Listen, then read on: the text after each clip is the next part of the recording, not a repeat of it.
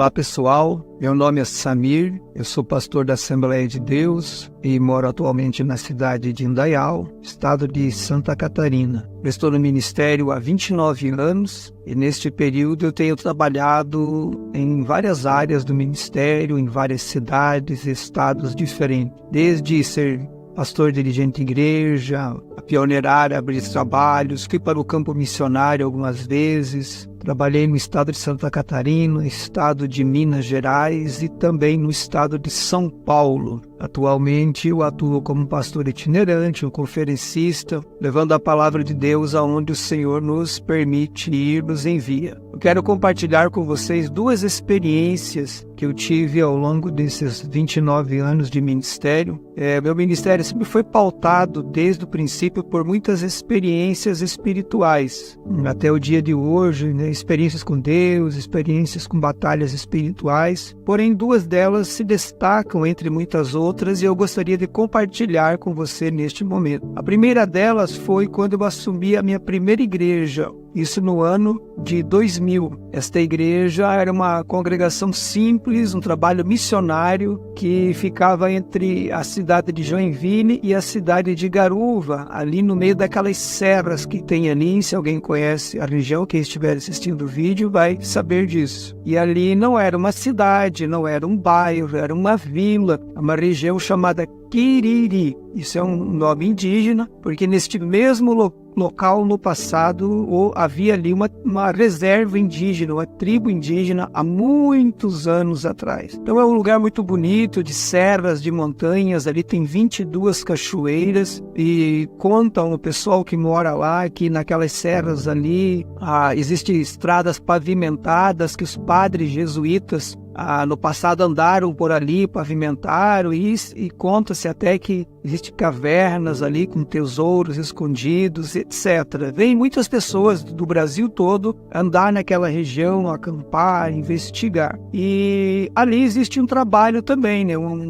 No ano 2000, quando eu estive lá, já havia uma congregação ali que estava ali num período de 30 anos. Então é uma região inóspita, não é um bairro, como eu falei, não é uma cidade, é uma região de chácaras e sítios. Então existem as pessoas que moram ali no seu sítio e existem pessoas que moram em Piraberaba, que é próximo ali, ou Joinville, tem o seu sítio ali e vai para os finais de semana lá naquela região. E o chacreiro é quem cuida ali. E são muitos sítios, são muitas chácaras, então criou uma espécie de uma comunidade ali. E eu fui para lá, essa foi a minha primeira igreja, um lugar bem difícil em vários sentidos, né? Não tem empresa, não tem emprego, então difícil financeiramente, difícil espiritualmente. Por ali ter sido no passado uma reserva indígena, hoje, pela experiência que eu tenho, né, eu acredito que isso é o que traz toda aquela batalha espiritual que acontece ali, porque os índios com certeza tinham seus xamãs, tinham seus feiticeiros, provavelmente poderia ter acontecido sacrifícios ali, enfim, ninguém sabe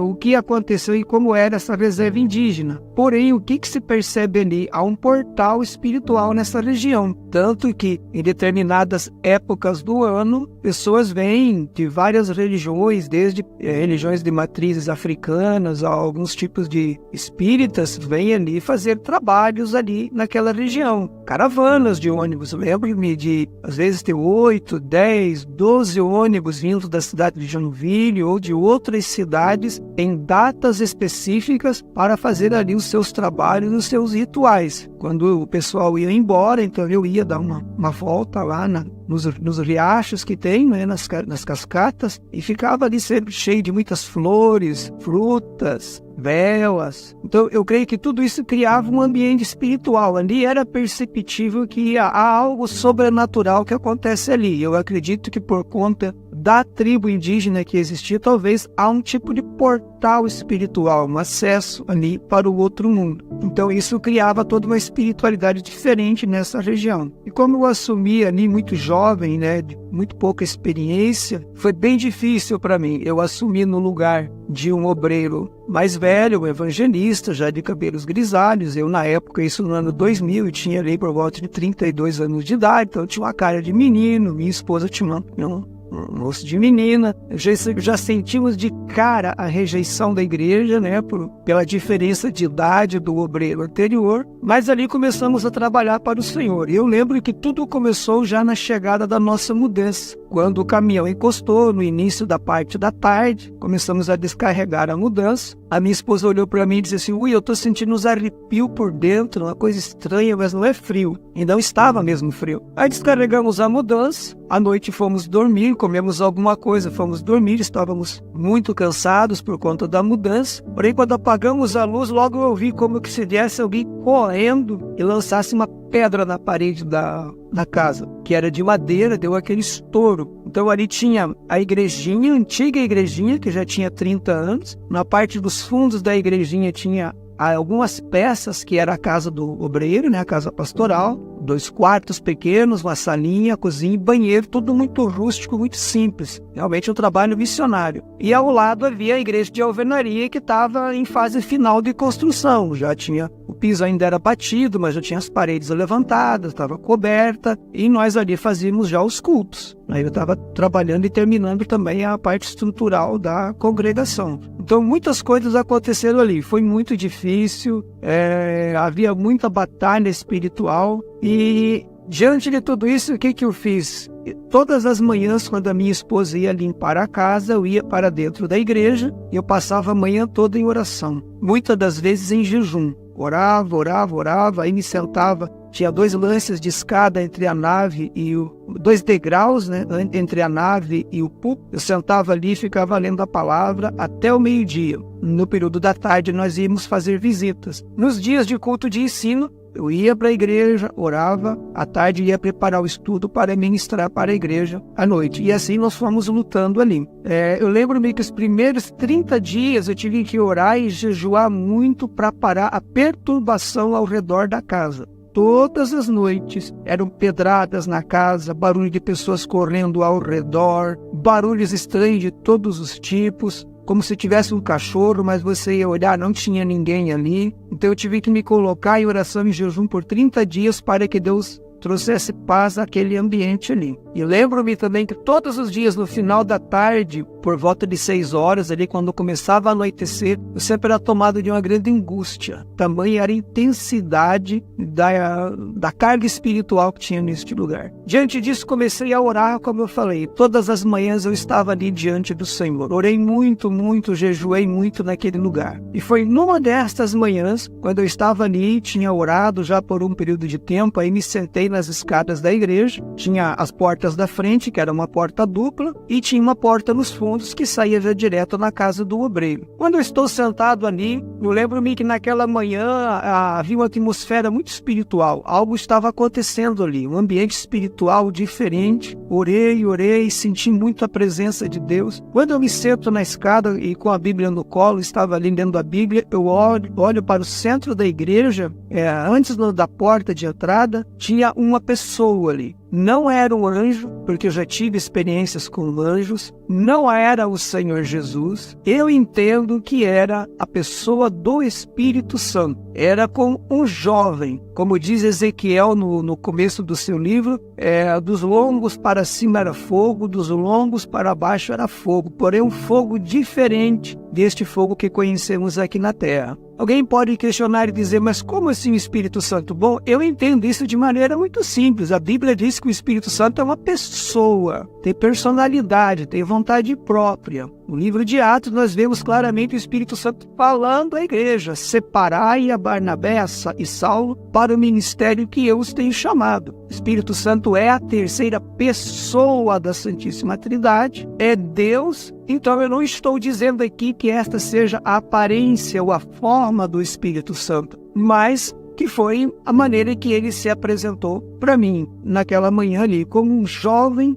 coberto de chamas, e ele começou a falar comigo. Porém, ele não mexia os seus lábios, ele falava e eu entendia na minha mente. A experiência que eu tive é como se eu tivesse começado a derreter. Eu fui derretendo como se fosse de cera. As lágrimas vieram aos meus olhos sem que eu pudesse reter. Não era um choro de tristeza, não era um choro de alegria, não era nem um choro. Era quebrantamento profundo. E ao mesmo tempo eu ia como que derretendo e ficando pequeno. E ele começou a falar comigo. E ele me disse assim, não temas, não te preocupes, eu estou contigo neste lugar. E ele me disse assim, isso era uma segunda-feira pela manhã, no próximo sábado, você vai conclamar a minha igreja para uma manhã de jejum e diga para eles que à noite, no sábado, eu tenho uma grande obra que eu vou fazer neste lugar. E desapareceu. Eu fiquei ali sentindo aquela presença, aquele quebrantamento profundo como eu nunca tinha sentido antes, de lágrimas vir aos olhos, de me sentir tão pequeno diante de algo tão extraordinário que eu tinha acabado de presenciar ali. E eu fiz o que ele me pediu. Já no dia seguinte, na terça-feira, tínhamos o culto de ensino. Eu anunciei para a igreja e disse, irmãos, no próximo sábado nós vamos ter aqui uma manhã de consagração, de jejum. E à noite, Deus falou comigo que vai fazer uma grande obra neste lugar. Eu não contei para a igreja a experiência, eu apenas disse que Deus havia falado comigo. No culto de quinta-feira eu fiz a mesma coisa e durante a semana ali, pessoalmente,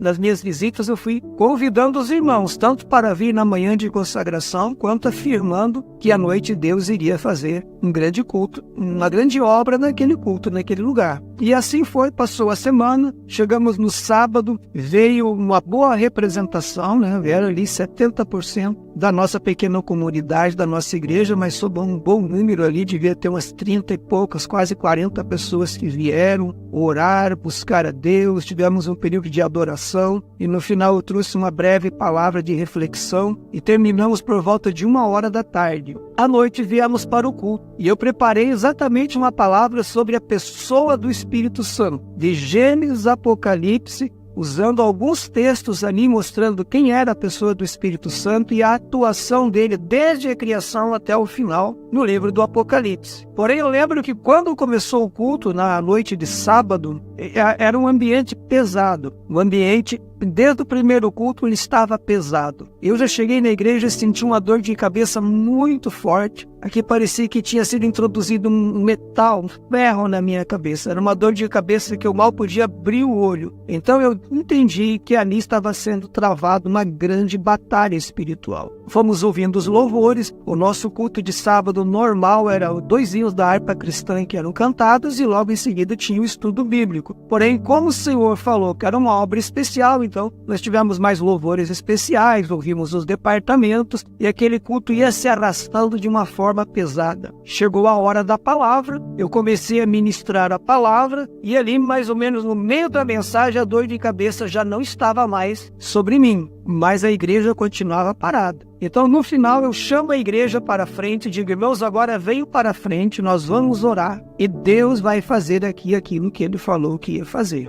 Confesso para os irmãos que isso para mim foi um grande teste de fé, porque humanamente olhando não se tirava nada daquele culto. Era o culto mais frio e mais morto que eu já tinha participado até aquele presente momento. Porém, chamei o grupo de louvor, que se resumia a um irmão com violão e alguém que cantava, para fazer um louvor, enquanto eu comecei a orar no microfone com uma das mãos levantadas e comecei a ministrar sobre a igreja. Neste momento, do nada, o poder de Deus começou a se manifestar naquela congregação. E foi aumentando em intensidade, e o Senhor começou a batizar com o Espírito Santo, renovar pessoas, mas de uma forma tremenda. Eu lembro-me da dirigente do Círculo de Oração, que era uma senhora, quase toda semana ela ia na minha casa pedindo para entregar o cargo, querendo entregar o caderninho do Círculo de Oração. Eu dizia, calma, irmã, Deus não falou nada comigo, continua aí ainda. Naquela noite, irmãos, ela se encheu do Espírito Santo e ela marchava na igreja de um lado para o outro. Eu tinha uma jovem segurando ela no braço direito, nesse braço, o outro no braço direito, e ela balançava assim, e o poder de Deus foi caindo, pessoas foram sendo batizadas, foram sendo curadas, muitas curas, uma explosão espiritual, literalmente. Lá no fundo tinha uma jovem que era irmã de uma outra moça que congregava conosco. Ela não era crente, era uma moça muito oprimida, vivia uma situação bem complicada de pecado. E a minha esposa foi nela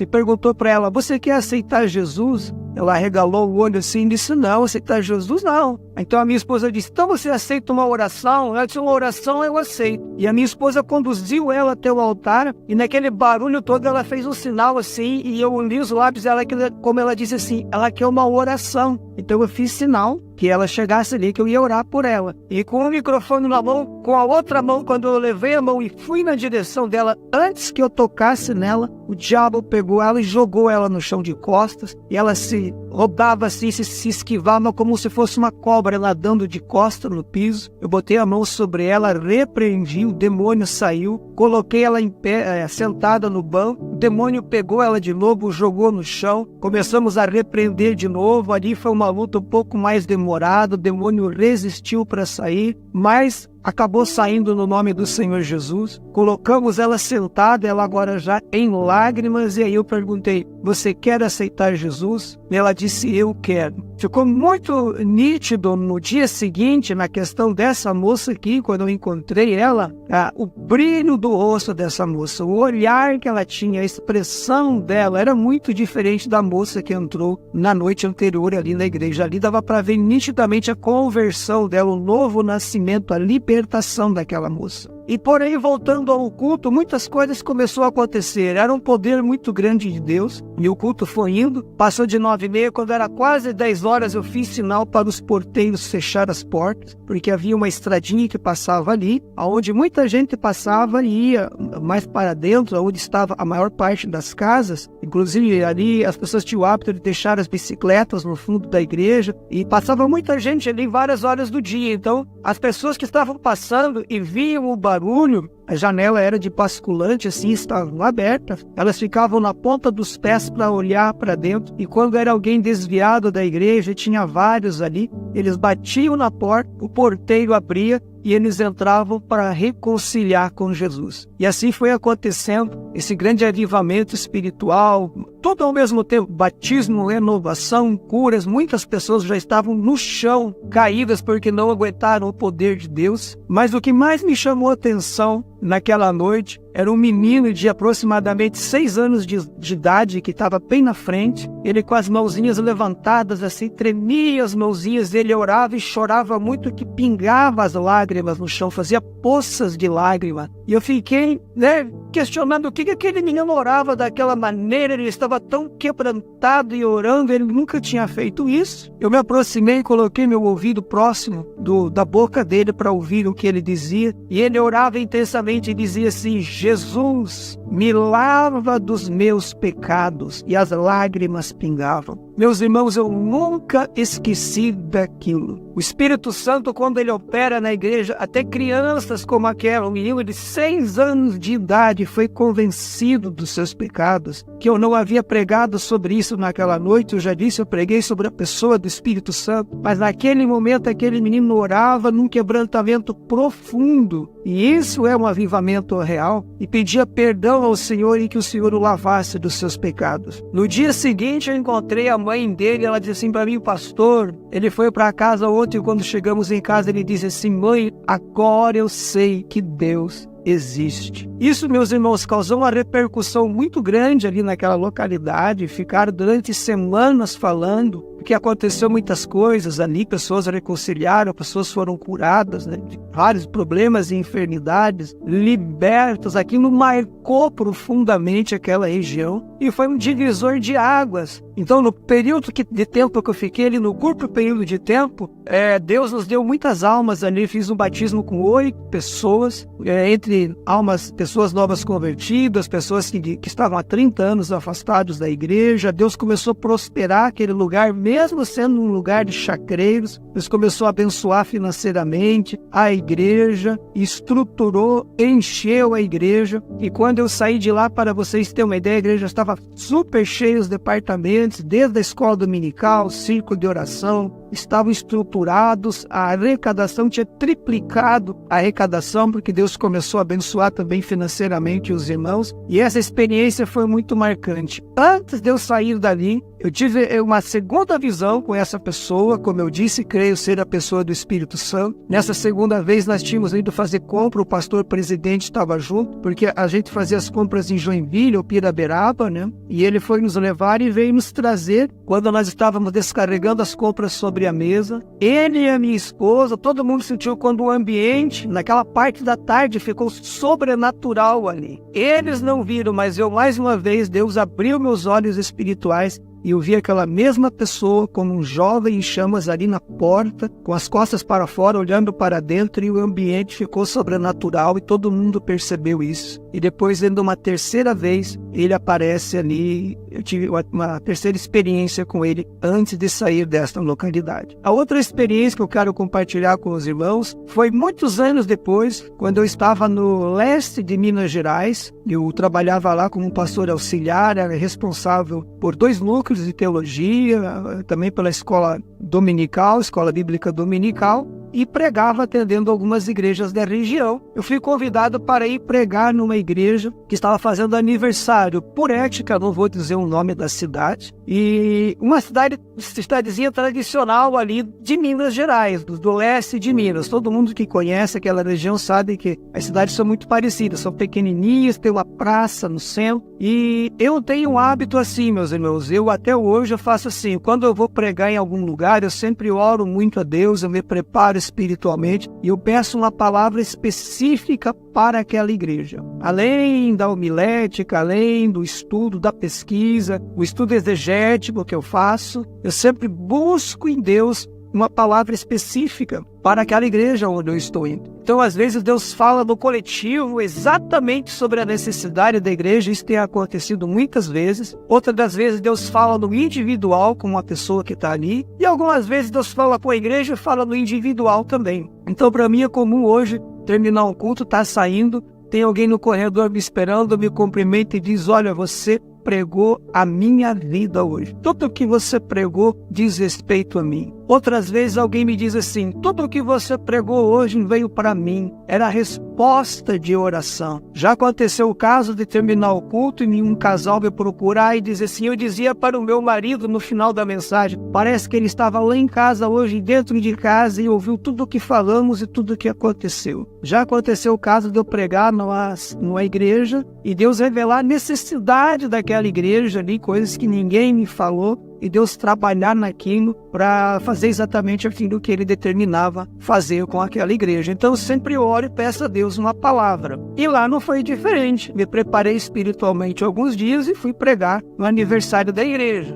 Então, pela lógica, pela ética, poderíamos pregar alguma coisa do tipo: até aqui nos ajudou o Senhor, né? Era um culto de festividade, de comemoração do aniversário da igreja que estava ali. Porém, eu pedi a Deus uma palavra, e eu lembro-me que o culto foi feito no antigo cinema, porque a igreja era pequena, então vieram caravanas, vieram bastante visitantes. O pastor alugou um cinema, um antigo cinema que já não funcionava mais, para realizar ali o aniversário da igreja. E ali tinha uma coisa bem interessante, meus. Nessa cidadezinha, o catolicismo era muito forte. Era muito difícil se converter almas ali. Quando 1, 2 pessoas se convertiam num culto, num congresso, num evento, isso era tido como milagre dos milagres, porque era um povo muito resistente ao evangelho. E outra, as pequenas igrejas que tinham ali lutavam para sobreviver e havia uma grande desunião das igrejas. E com isso todo mundo perdia, ninguém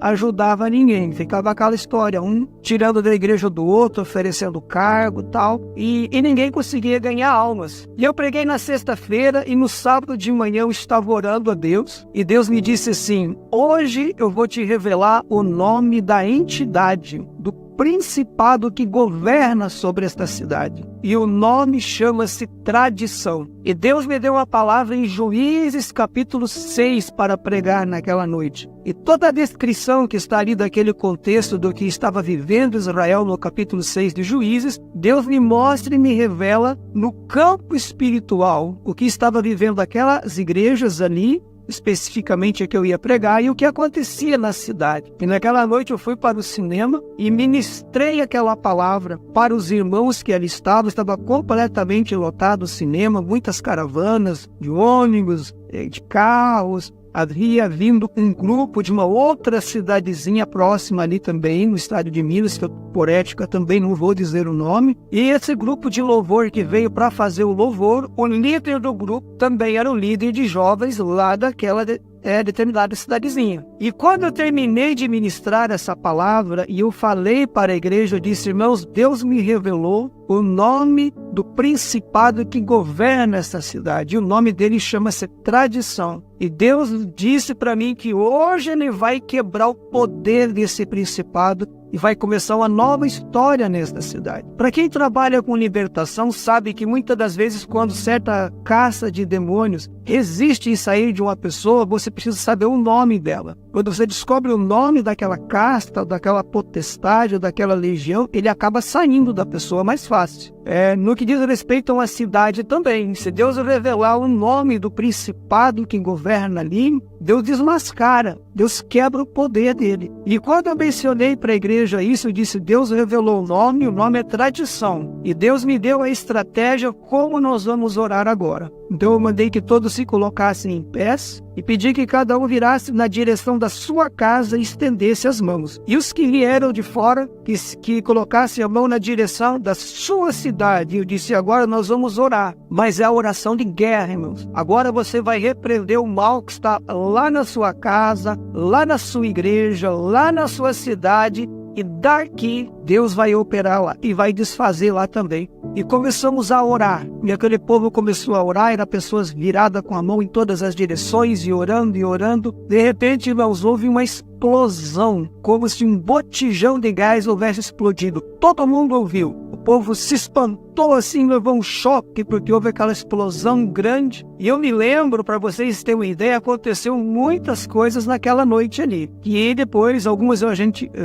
testemunhou na hora e outras com o passar do tempo. Por exemplo, tinha um casal de pastores ali da igreja do Evangelho Quadrangular que estavam bem na frente, que eram de uma igreja dali, e eles estavam tendo sérios problemas na vida conjugal. Tão sérios que eles estavam já pensando em divorciar e na semana seguinte eles iriam procurar o advogado para oficializar, então, para levar à frente o divórcio deles. Quando houve aquela explosão, eu lembro-me até hoje que a pastora já pegou na mão do seu esposo, como se algo foi quebrado ali. O rapaz que era o líder da banda que veio louvar ali, né, participar com o louvor, que também era líder de jovens numa outra cidadezinha, que depois de alguns meses eu fui pregar lá. Quando eu fui pregar lá, ele me contou, ele disse: pastor, naquele trabalho eu estava com refluxo, fazia bastante tempo que eu estava com refluxo, eu tinha que dormir sentado, eu estava tomando remédio, nada resolvia, e eu e a minha esposa estávamos tendo brigas direto. Do nada começava aquela confusão, aquela discussão, e a coisa estava desgastando, estava ficando muito séria. A partir daquele dia, quando eu virei e orei na direção da minha casa, na hora eu fui curado do refluxo. E quando eu cheguei em casa, aquelas brigas, aquela contenda acabaram.